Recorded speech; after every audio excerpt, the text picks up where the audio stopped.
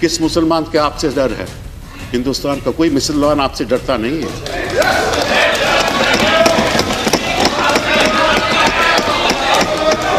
ना मैं डरता हूं, जहां इस देश के नागरिक डरते हैं, ना कोई मुसलमान डरता है। डरते हैं तो हम संविधान से डरते हैं। अब संविधान की बुनियाद को बदलने जा रहे हैं, इसलिए ये ऐतिहासिक बिल है। आप हमारे इतिहास को बदलने जा रहे हैं, इसीलिए ऐतिहासिक बिल है। और आपने ये भी कहा कि करोड़ों लोग एक नए सवेरे को कल देखेंगे।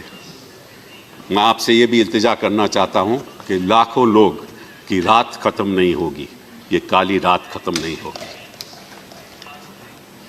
आप कहते हैं कि आपके प्रधानमंत्री जी सबका साथ और सबका विकास में विश्वास करते हैं। सबका विश्वास तो उन्होंने खो दिया, क्योंकि 2014 से लेकर अब तक सबका साथ उन्होंने कभी भी नहीं दिया। उसे आप कैसे कह सकते हो कि ये लोग तो परसिक्यूट हुए थे? आपको कैसे मालूम कि वो परसिक्यूट हुए थे? मैं उदाहरण देता हूं। एक शख्स यहां 1972 में आया, 1972 में आया, उसके 2-3 बच्चे हैं, उसकी मृत्यु हो गई, आज वो है नहीं।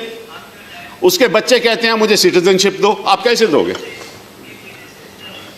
जिसकी मृत्यु हो गई वो तो कह नहीं सकता कि भाई वो प्रोसिक्यूट हुआ था, उसने कभी पहले कहा है भी नहीं।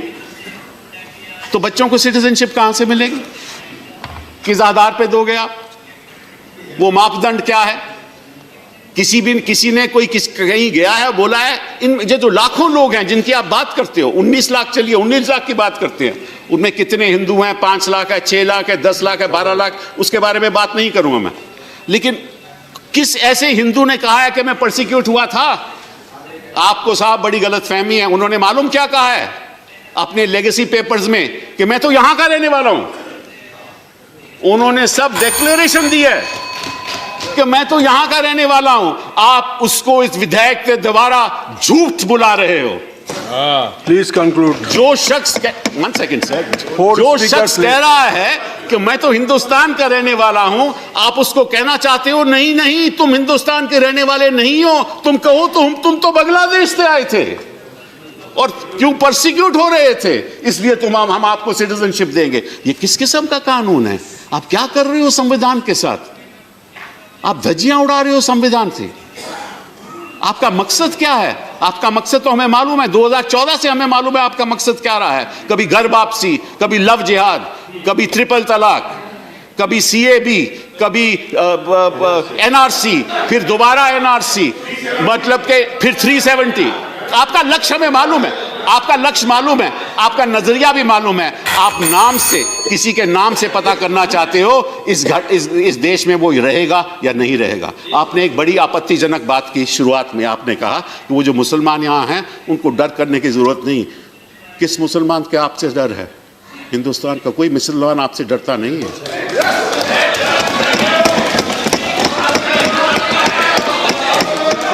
ना मैं डरता हूं, जहां इस देश के नागरिक डरते हैं, ना कोई मुसलमान डरता है। डरते हैं तो हम संविधान से डरते हैं।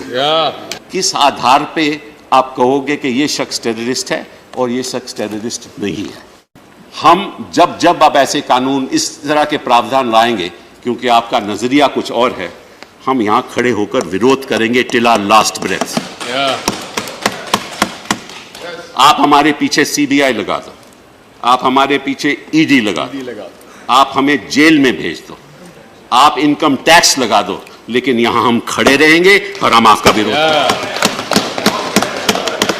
हमने देखा है कि पिछले दिनों में किस तरह से आप लोगों के पीछे दुरुपयोग कर रहे हो कानूनों का, चाहे वो PMLA हो, चाहे ये कानून हो, चाहे कोई और कानून।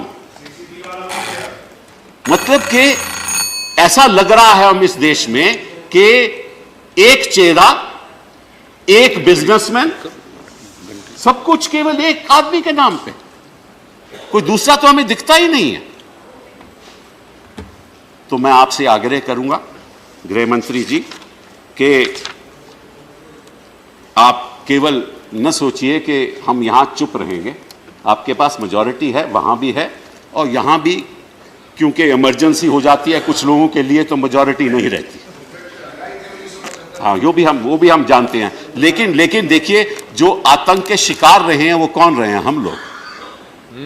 हमारे दो प्रधानमंत्री चले गए आतंक की वजह से। One chief हमें वो minister, पीड़ा, BN Singh. हाँ, हमारे चीफ मिनिस्टर साहब भी आतंकवाद की वजह से चले गए।